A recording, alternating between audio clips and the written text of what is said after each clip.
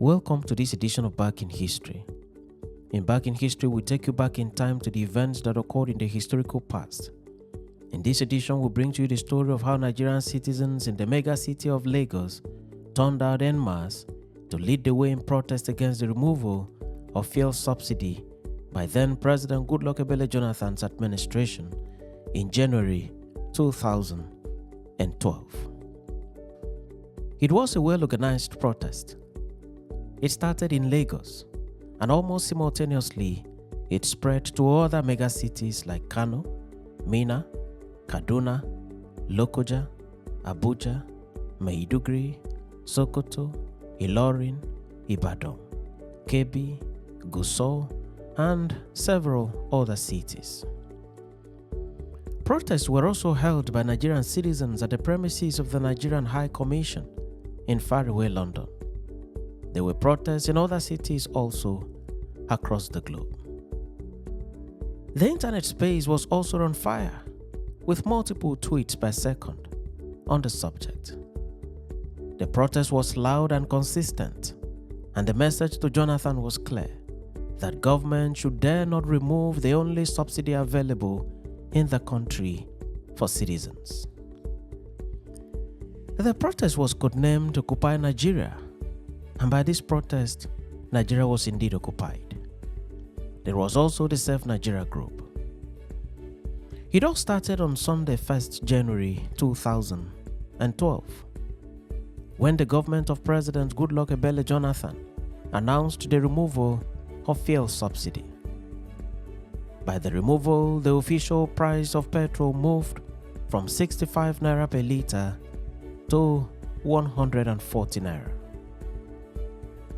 Jonathan immediately announced the constitution of a Shopee committee headed by respected statesman and Nigerian foremost diplomat Dr. Christopher Kolade to roll out measures to serve as palliatives for the citizens of the country to cushion the effect of the subsidy removal. For purpose of clarity and for those not familiar with events in Nigeria, subsidy connotes the amount of money paid by the government of Nigeria regularly to major oil marketers for the importation of refined petroleum products into Nigeria for domestic consumption, following the perennial inability of Nigeria to refine its petroleum products in country. For many years, Nigeria has been paying huge sums of money on subsidy, and the issue of subsidy has been a pain on the neck of Nigeria as a country. Immediately following the announcement removing subsidy, several persons were mobilized for mass protests against the announcement. As noted earlier, the announcement was made on Sunday, 1st January 2012, and on Monday, 2nd January 2012, the streets were fully occupied. In Lagos, Ojota was the center of the protest.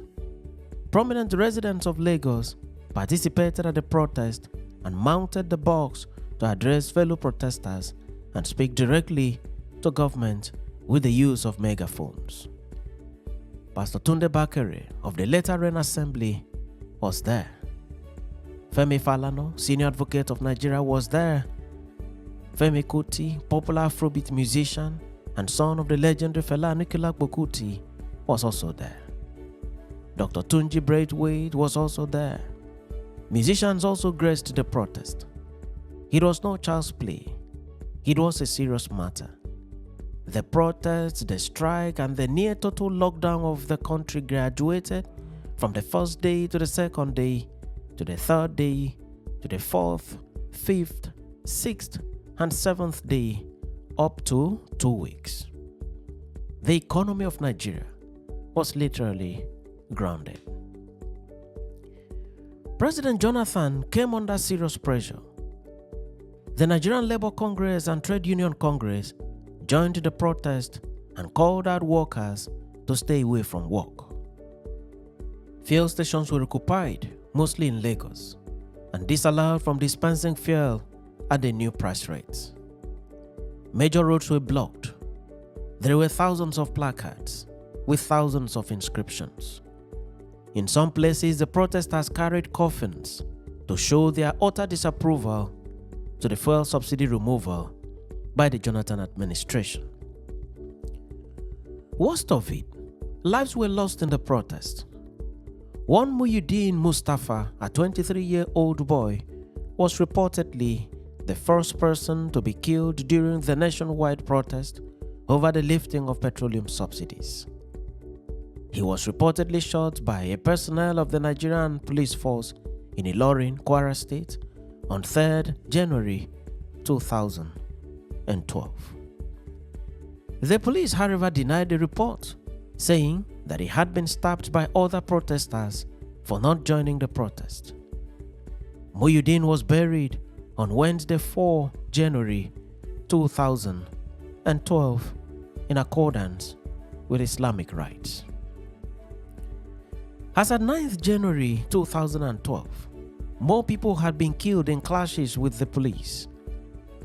It was widely reported that on 9th January, a divisional police officer attached to the Lagos State Command shot and killed a young man, Ademola Aderinde, at Oba during the protest in Lagos. The officer was immediately arrested on the orders of the then Commissioner of Police on charges of murder. All these happenings mounted pressure and more pressure on President Jonathan's administration.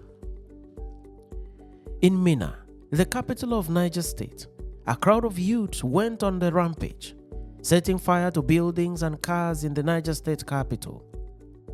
Hundreds of rioters set fire to public structures and also targeted the homes of local politicians. One policeman was killed in Minna when an electoral commission building was attacked. As noted earlier, the protest also went international. As of January 6, 2012, Nigerians had converged at the Nigerian High Commission in London to protest against the removal of subsidy and to lend their voices in solidarity to the voices at home. On 9th January 2012, there was a similar protest at the World Bank complex in Washington, D.C. Nigerians also protested in Brussels, the capital of Belgium. There was another protest in South Africa. Indeed, the protest against President Jonathan's administration's removal of fuel subsidy in 2012 was enormous and so well coordinated. As the protest went on unabated, Denja Yakub, spokesperson of the Nigerian Labour Congress at the time, came public and stated as follows, quote, "We are shutting down the Nigerian airspace to local and international flights from Sunday night." He added, "If a revolution will solve our problems, why not? What is going on already shows that our people are prepared for a revolution. But we will not ask for a revolution that will bring back the military.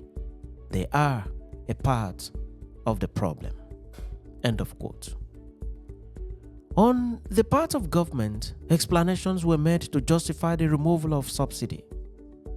It was stated that so much money in dollars was regularly paid to a few people for purpose of subsidy, and that the country was already bleeding and that there was need to stop the hemorrhage, else the country would crash. It was stated that continued payment was unsustainable. Sanusi Lamido Sanusi, who served as the governor of the Central Bank of Nigeria at the time, stated in clear terms that subsidy payment was killing the country and that same was unsustainable.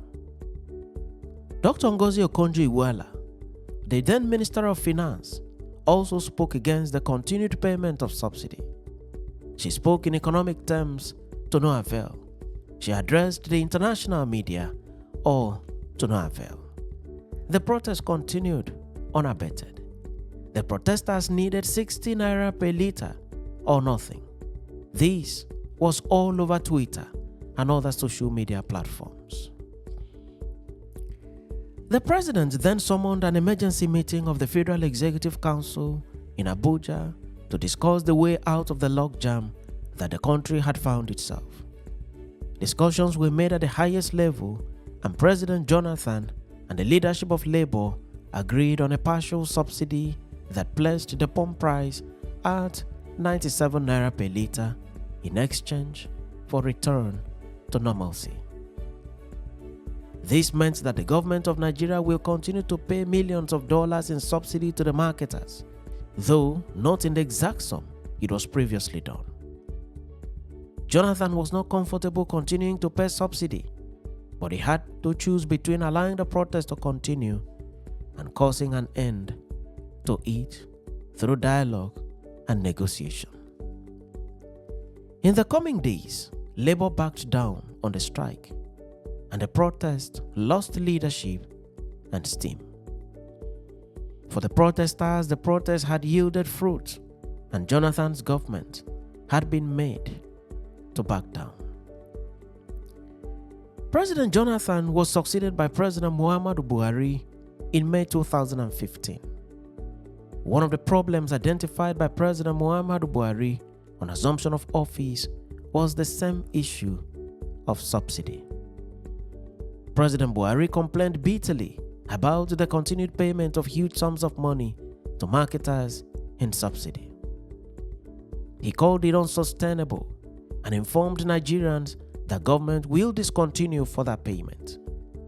Eventually, the official price of petrol was adjusted upward from 97 naira per litre to 145 naira per litre. Surprisingly, there was no protest in any part of the country, not even in Lagos, the birthplace of the Save Nigeria group and birthplace of Occupy Nigeria. Everywhere was quiet. Rights activists were silent. Organized labor did not do much or say much. There were grumblings, no doubt, but there were no protests, and the country was not occupied as it was done in 2012. The official pump price remained at 145 naira, and later on the price went into fluctuation, with Nigerians buying higher every day. Still, there was no protest. Then came President Bola Ahmed Tinubu. On Inauguration Day in May 2023, he announced the removal of fuel subsidy. The price of petrol then went up to as much as 650 naira per litre in parts of the country, and in other parts of the country it sold for 610 or 620, depending on the agreement of the petroleum sellers.